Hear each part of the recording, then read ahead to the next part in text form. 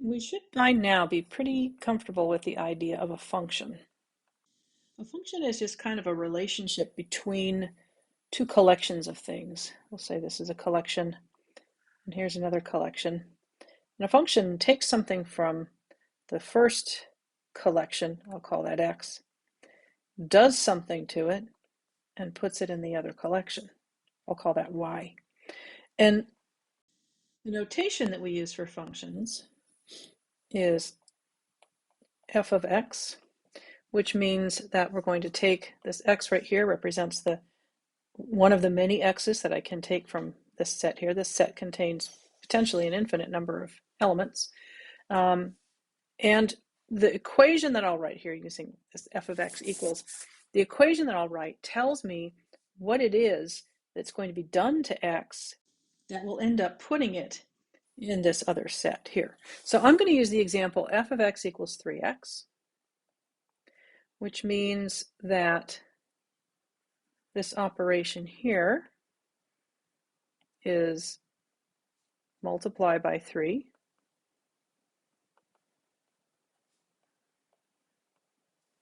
And the result will always be 3 times whatever number I plugged in. Now, if I think of x as a collection of integers, then this is always going to be multiples of 3. But x doesn't have to be an integer.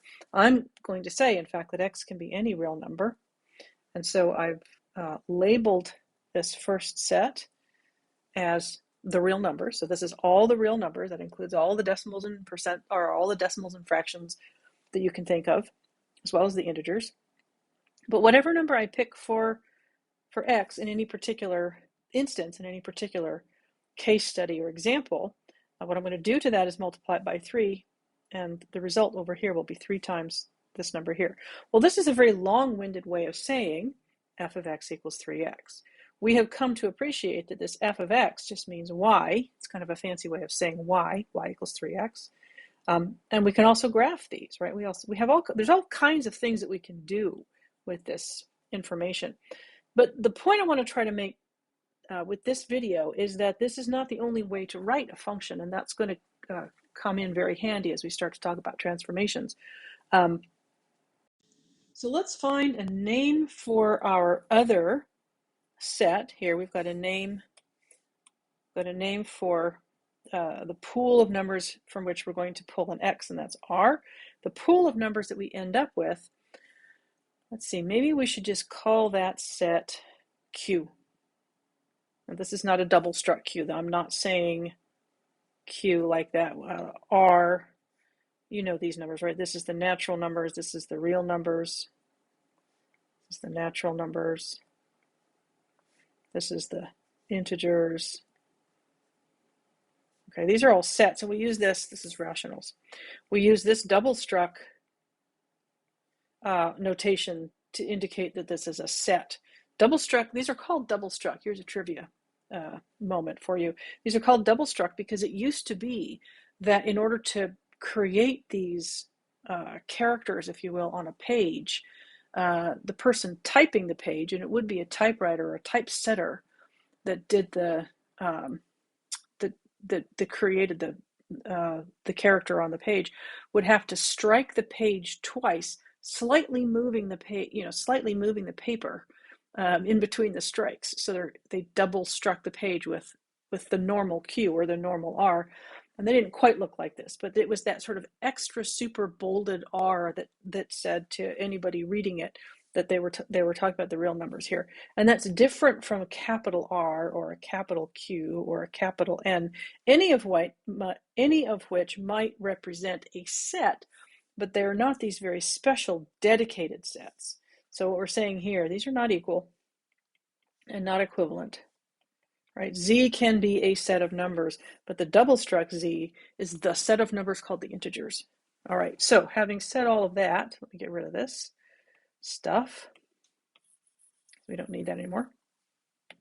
I'm going to call this set Q, not the rational numbers, just a set of numbers Q, just giving it a name, all right? And what I want to try to indicate here is that this function f can also be written this way. The function is called f, and what it does is it takes things from that set and puts them into that set. Now, using this notation, we're going to call this not just a function, but a transformation.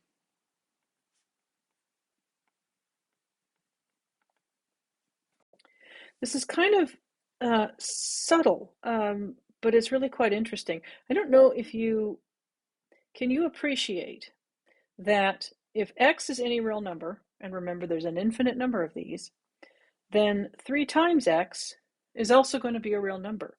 So in one way of thinking about this, we could say that f is the function or the transformation that takes numbers from this set, the real numbers, and they end up in, once you've done what you're going to do to them, they end up in the real numbers again, still. So these are actually both, let me get a highlighter here.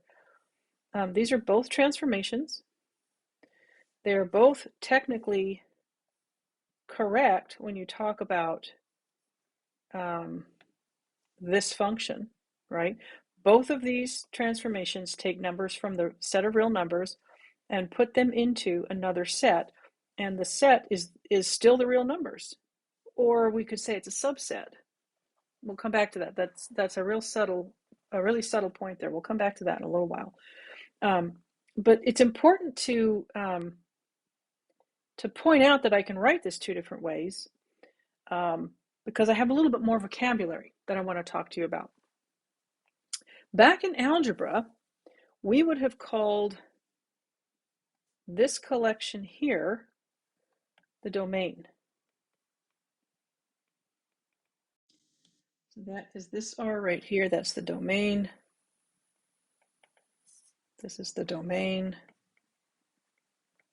So we're saying in both this format and in this format that the set of numbers you're going to pick a number from is called the domain, right? You're picking a number from this set of numbers here, this collection of numbers here, and that set that you're pulling a number from is called a domain. Now, in algebra, we would have called this number here, or this set here, the range. The number that you pick out of the real numbers, you're going to do something to it, and you're going to the result is going to be another number. And it turns out, in this particular case, that if you pick all of the numbers in the real numbers, and there's an infinite number of these, and you multiply them by 3, you're going to end up with all the real numbers, right? Because I can pick 1 and multiply it by 3 and get 3, and I can pick 2 and multiply it by 3 and get 6, but I can also multiply 1.5 and 1.6 and 1.9 and 1.999 and 1.99999. Each time I multiply that by 3, my result's going to end up over here. But if I do it infinitely here, I'm going to end up with all of the values in the real numbers over here as well. I mean, I would literally have to do it infinitely, which is not humanly possible, but that's one of the beauties of mathematics. We can theorize about things that we can't actually do.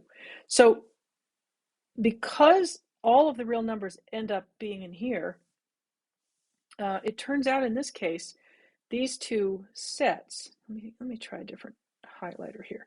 These 2 sets here, Q and R, double struck R, the real numbers, those 2 sets are actually the same. They're not always, and we will talk about those in just a few minutes here, but they are not always the same. In this case, they are. So I can talk about, let's see, I can talk about taking a number from here, which is the same as taking a number from here, taking a number from the domain, doing something to it, and having it spit out a different result. And if I take a look at all the world in which the results reside, in this case, it's all real numbers, right? The domain is all real numbers, and the range is all real numbers. I can actually graph that. Let me take just a minute and do that. If I graph the line y equals 3x, it would end up looking something like this, right? So if I pick an x value here, I'm going to get a y value here. And if I pick an x value infinitely close to the one I've got here, I'm going to get a y value infinitely close to this one here on the graph. So the domain is made up of all real numbers, and the range, as it happens, is also made up of all real numbers. There are times when those two things are not necessarily the same. And when that happens, we call Q, we call this set here, not the range, but the codomain. Let me see if I can give you just a very slightly different example that might explain the difference here. I'm going to do another. This is going to look very similar at first.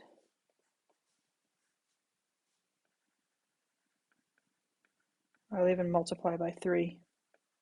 Try to make it as like the first example as possible. I'll call this one Q. But here I'm going to use not the real numbers, but the integers. Okay. Now, I could argue a lot of different things here. I could say I can pick an x, any x I want, as long as it's an integer. And integers are things like 1, 2, 10, -5, -12. They are not things like the square root of 3 or 1/2 or pi. Right? Those are not integers. I have to take whole numbers, positive or negative. That's what the integers are. I have to pick from that set of numbers. And when I multiply an integer by 3, I'm going to get another integer, but this time it's going to be a multiple of 3. So I can say here that the domain of this function is the integers. The range is the integers, or all real numbers, actually. The numbers that are integers are also real numbers. So we could argue that the range here is all real numbers. But the codomain is multiples of 3. That's not a super easy thing to write, but I think I'll write it as y such that y is a multiple of 3. That seems a little redundant since actually I've defined my function here as multiplying by 3. In fact, I can write this in function notation the same way as well. What's important is the fact that I've changed the domain. I've changed the numbers I'm allowed to pull from. Changed the numbers I'm allowed to select from. I'm not allowed to select, down here I'm not allowed to select 1.5, whereas up here I was. And that's the only real difference.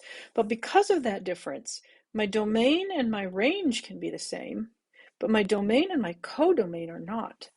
The codomain, the range here contains things like 2 and 7, but the codomain only contains 3, 6, 9, 12, -3, -6, -9, and so on. It only contains multiples of 3. And that's the difference between range and codomain.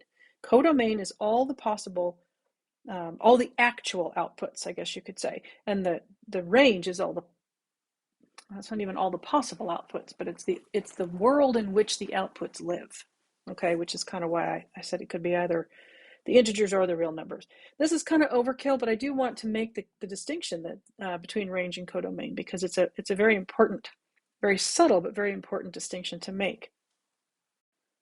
If the domain and the range are the same, we don't really have anything special we can say about that. But if the domain and the codomain are the same, then we say that F is an operator. We call F an operator. And that's going to be, this first example here is an example of that, because I said the range and the codomain were actually the same thing. If I take any number that's a real number and I multiply it by 3, I'm going to end up with a real number. And the domain is all real numbers. If I do that with all the real numbers, which is an infinite number of numbers, then I will end up with an infinite number of numbers, or I'll end up with the same set, basically. So here my domain and my codomain are the same, and therefore F is an operator.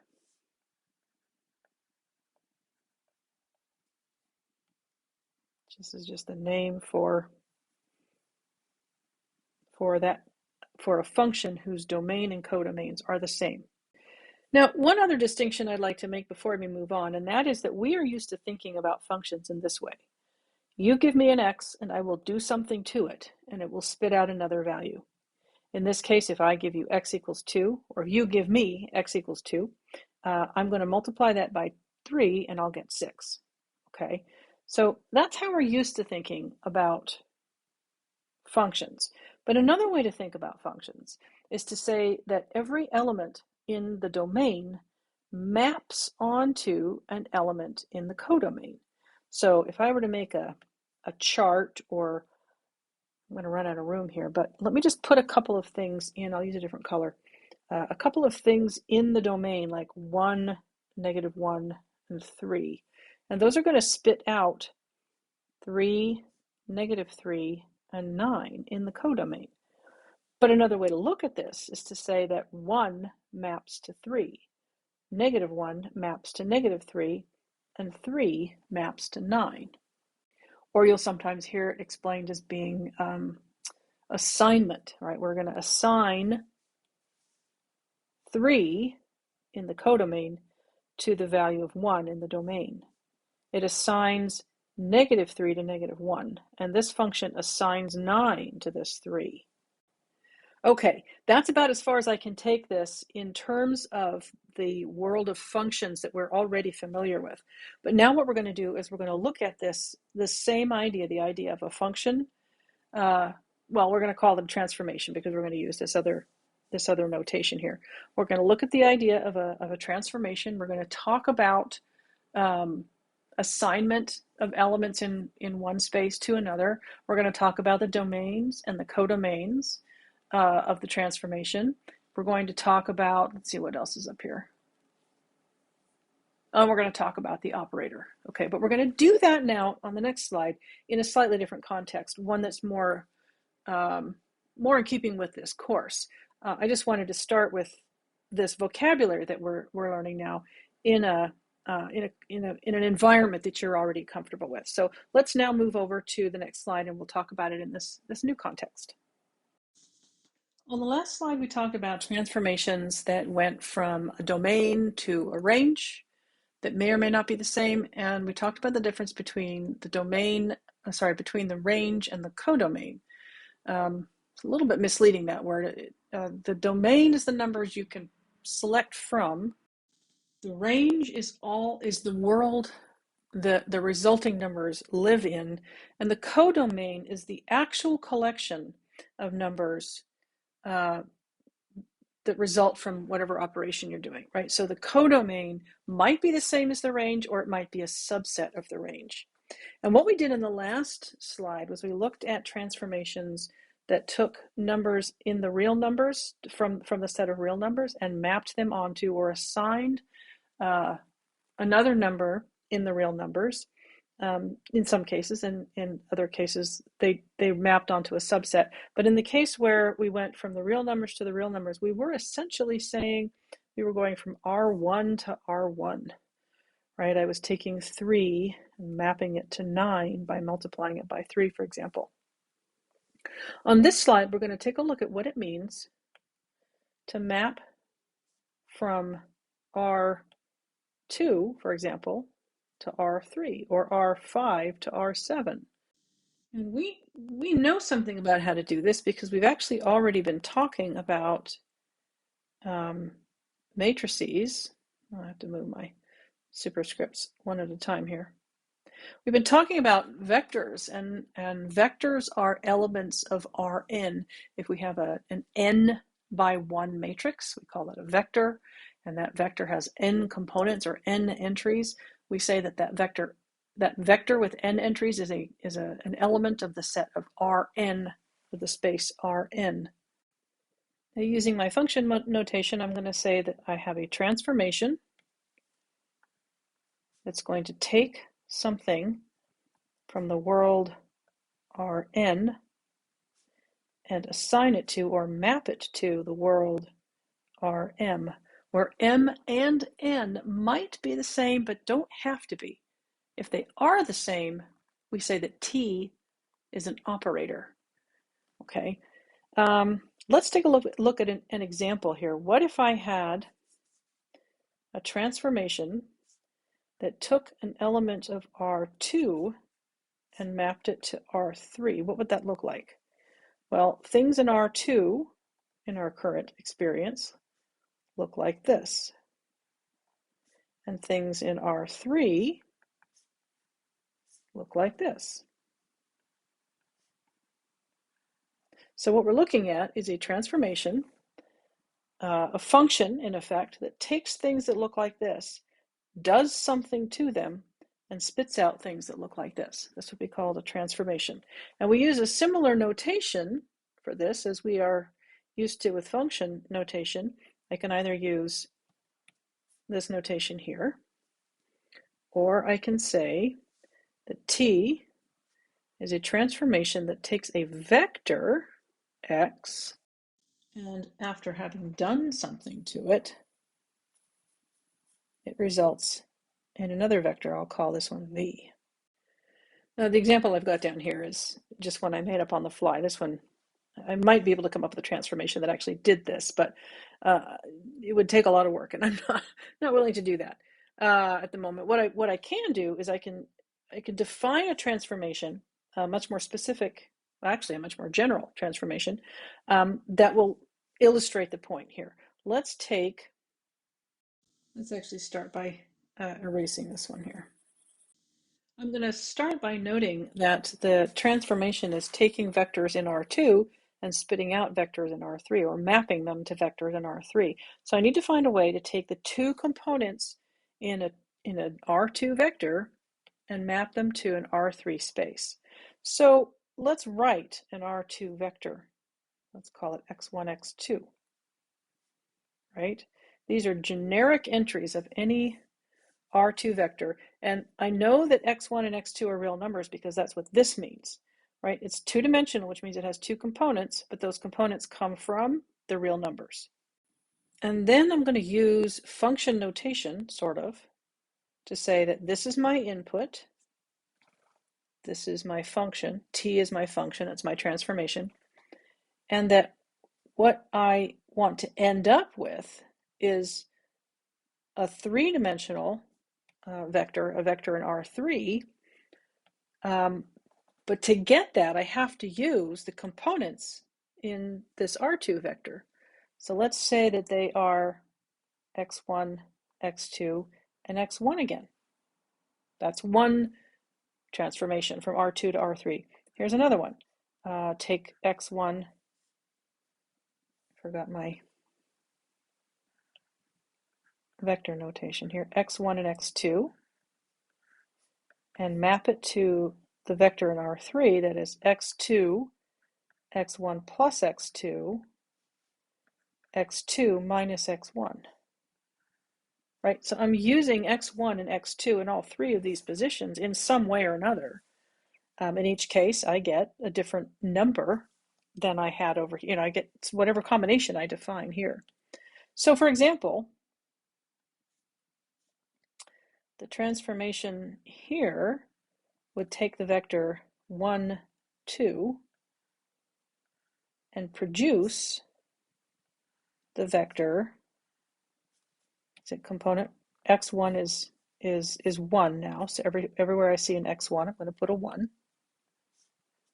And the second component was x2. Everywhere I see an x2, I'm going to put a 2.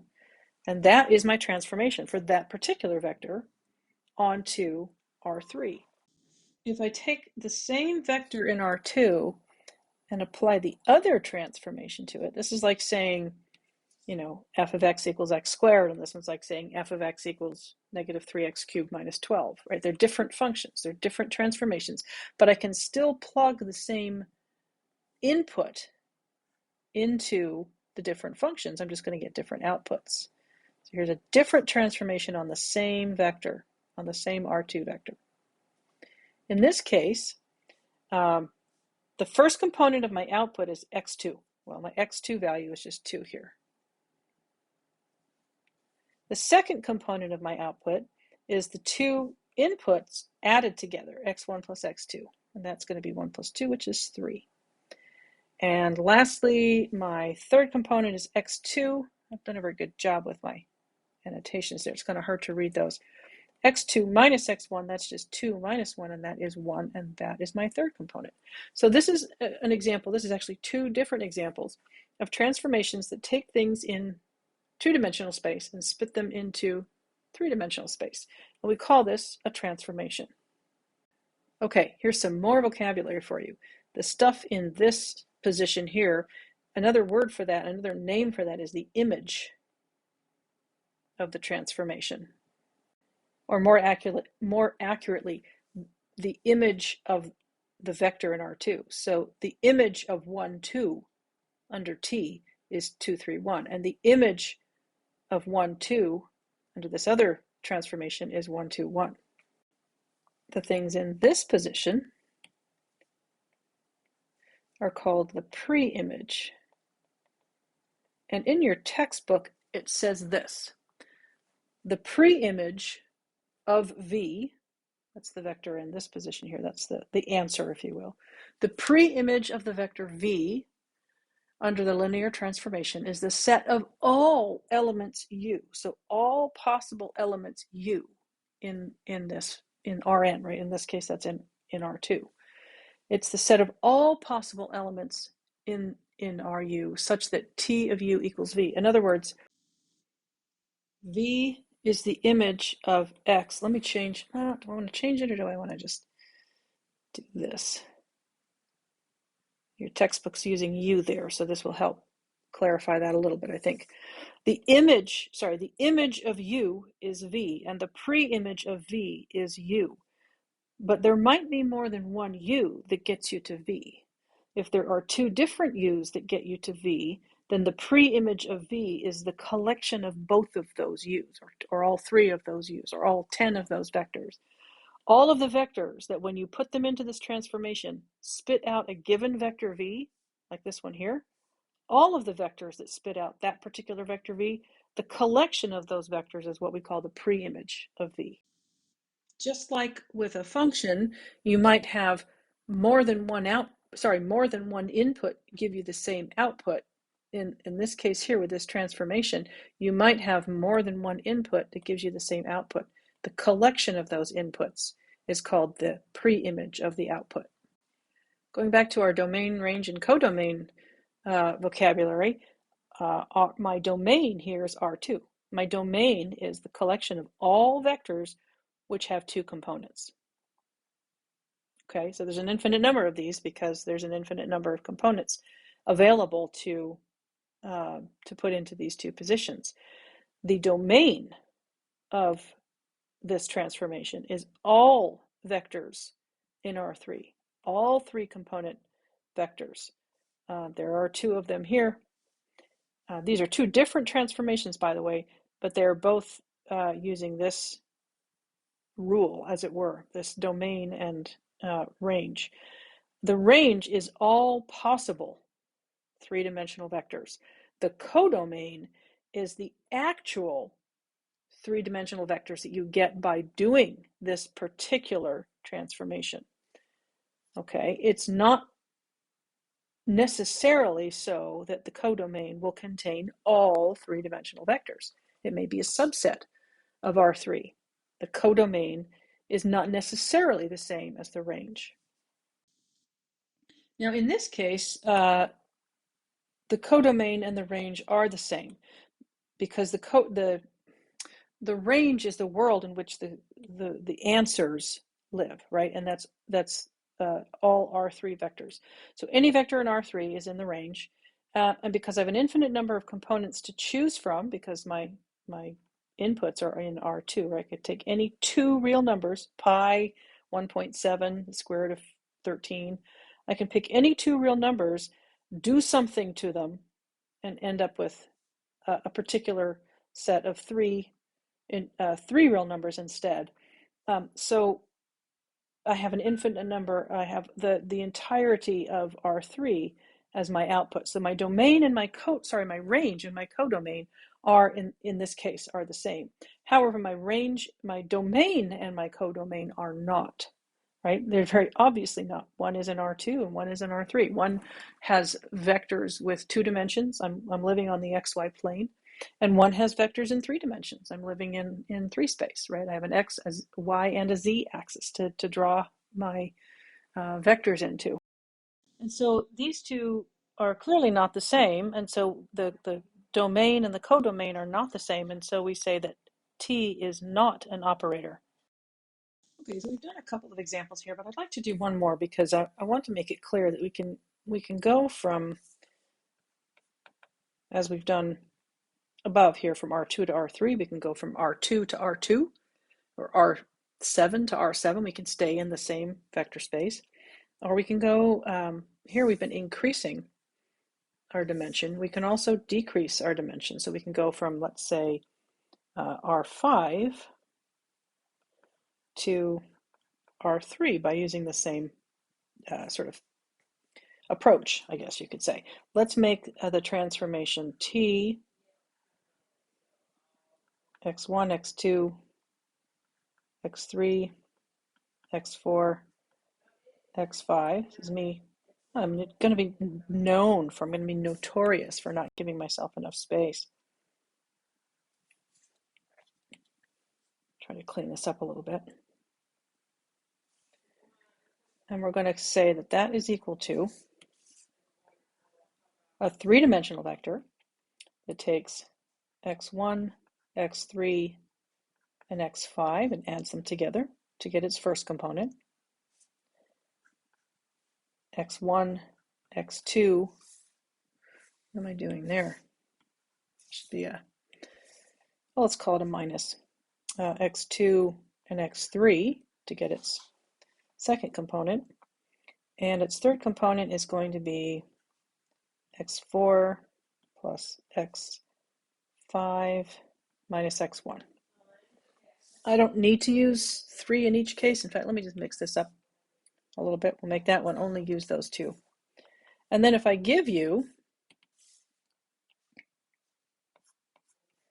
the vector x equals 0, 1, 2, 1, 2, and say find t of x, then all I need to do is plug these numbers in. Right? This is my x1, x2, x3, x4, and x5 into this formula, and I'll get my v out. T of x is going to be a 3-dimensional vector. Let's leave that off for now. And I'm going to get that by taking, for the first component, the first, third, and fifth, 0, 2, and 2, and adding them together. That's 4. My second component is going to be x1 minus x2 minus x3. x1 minus x2 minus x3. That's going to give me -3. And for my third component, I'm just going to take x4 and x5 and add them together. 1 plus 2, that's 3.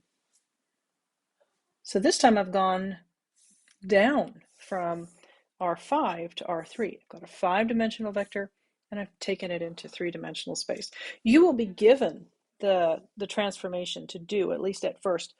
You might be given a question and an answer, like a vector here and a vector here, and be asked to find the domain and the codomain that you're working in. But you'll essentially be given enough information to be able to figure out how to answer these questions. You won't be expected to write transformations yourself at this point.